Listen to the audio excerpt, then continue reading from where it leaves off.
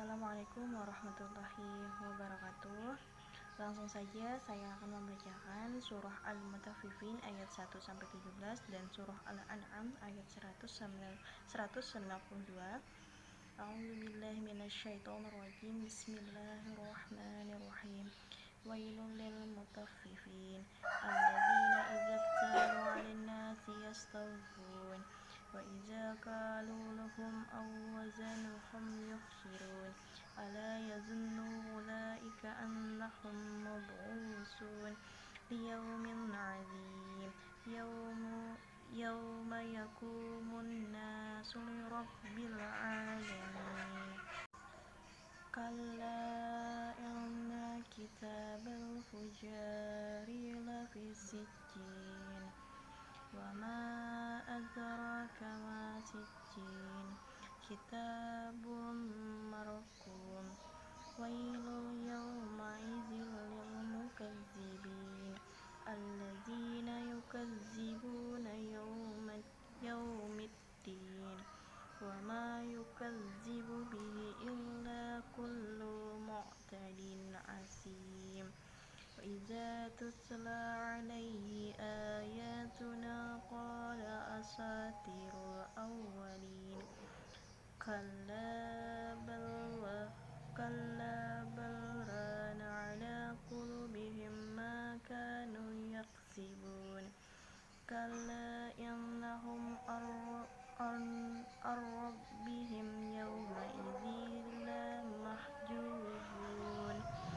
Summa innahum lasalul jahim. Summa yuqalu hadzal ladzi kuntum bihi tukadzibun.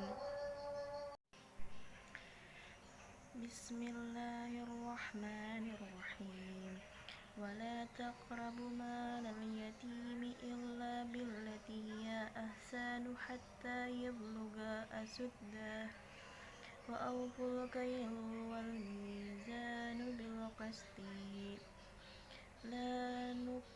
la nukallifu nafsan illa wus'aha wa idza qultum fa'dilu walau kana dza qurba wa bi ahdillahi awfu dzalikum wassaqum bihi la'allakum tadhakkarun.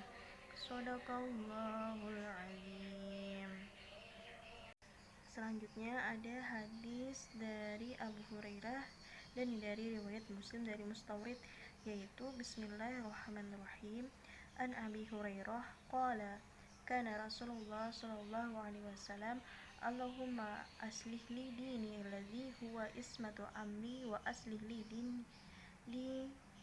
dunyaya allati fiha ma'asi aw aslih li akhirati allati fiha ma'adi wa aj'alil hayata ziyadata li fi kulli khairin waj'alil mauta rahatun li min kulli syarri. Rawahul Muslim. Yang artinya dari Abu Hurairah radhiyallahu anhu bahwa Nabi Muhammad sallallahu alaihi wasallam bersabda, ya Allah, perbaiki bagiku agamaku yang menjadi penjaga urusanku, dan perbaiki bagiku duniaku yang di dalamnya ada penghidupanku, dan perbaiki bagiku akhiratku yang kesana tempat kembaliku, dan jadikanlah hidup ini selalu menambah kebaikan bagiku, dan jadikanlah kematian sebagai kebebasanku dari kejahatan. Hadis riwayat Muslim. Selanjutnya saya akan membacakan tafsiran dari surah Al-Mutaffifin ayat 1-17, yaitu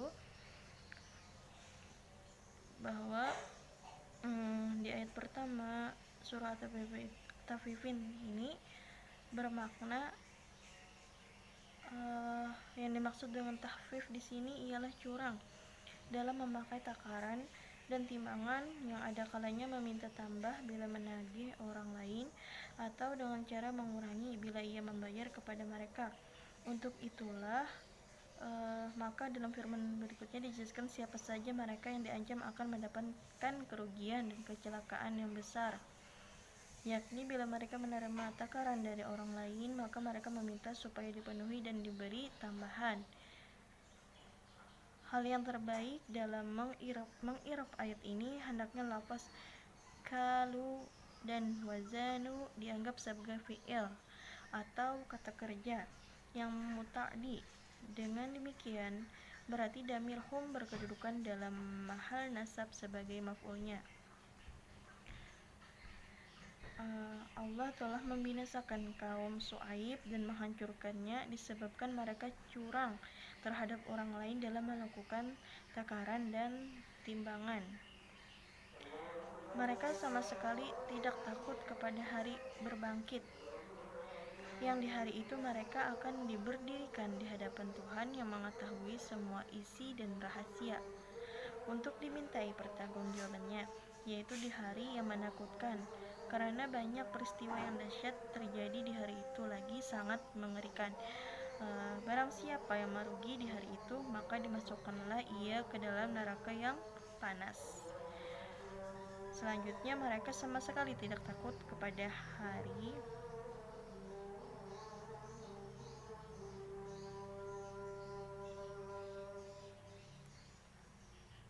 yakni mereka terdiri dalam keadaan tidak beralas kaki, telanjang, dagi, tidak berkhitan ditampak berhentian yang amat sulit, sesak, lagi menyengsarakan bagi orang yang durhaka, karena mereka diselimuti oleh murka Allah yang tiada suatu kekuatan yang mampu bertahan terhadapnya, yakni tempat kembali dan tempat mereka berpulang ke Sijjin.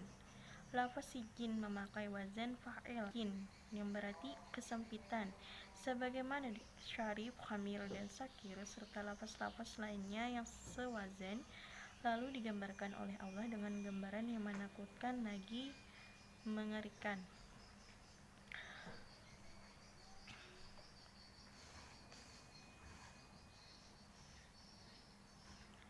Yaitu sesuatu yang sangat menakutkan, penjara yang abadi, dan azab yang menyakitkan. Kemudian di antara ulama ada yang mengatakan bahwa yang dimaksud dengan sijin ini adalah tempat yang terletak di bawah perut bumi, lapis yang selanjutnya ada firman Allah yang artinya, tahukah kamu apakah sijin itu?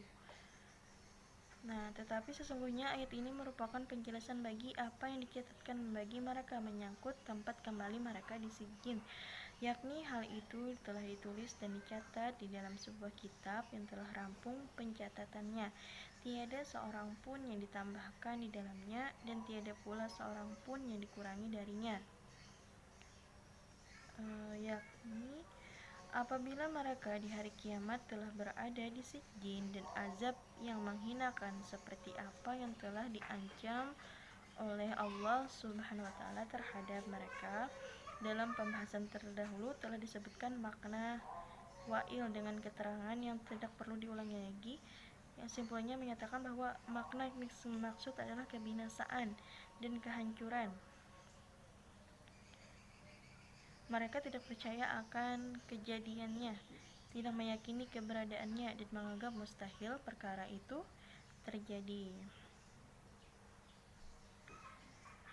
Selanjutnya, melampaui batas dalam amal perbuatannya, yaitu misalnya gemar mengerjakan hal-hal yang diharamkan dan melampaui batas dalam menggunakan hal-hal yang diperbolehkan, lagi berdosa dalam semua ucapannya, jika berbicara dusta, dan jika berjanji ia menyalahinya, dan jika bertengkar ia curang atau melampaui batas.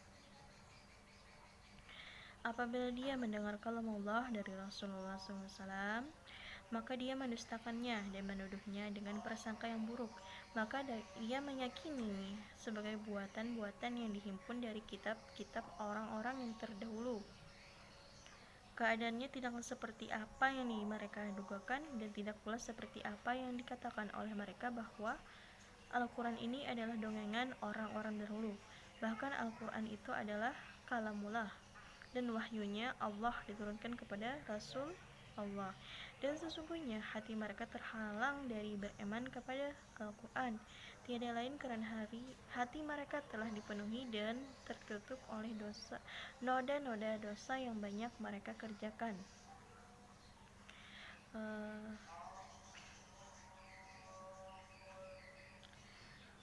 Dikatakan hal tersebut kepada mereka dengan nada mengancam, mencemoohkan,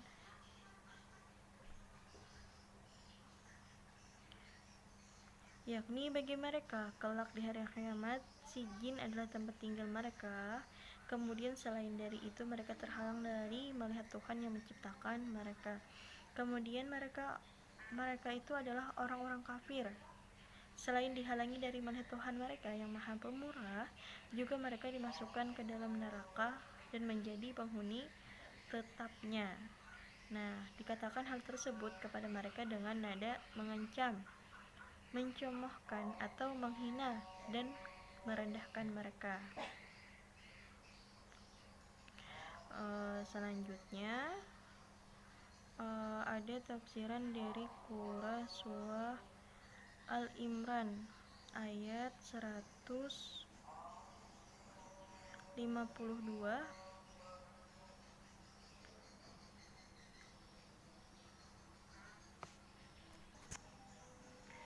Selanjutnya tafsiran dari Quran surah Al-An'am ayat 152, yaitu Atta Ibnu Sa'id telah meriwayatkan dari Sa'id Ibnu Jubair dari Ibnu Abbas bahwa ketika Allah menurunkan firman-Nya,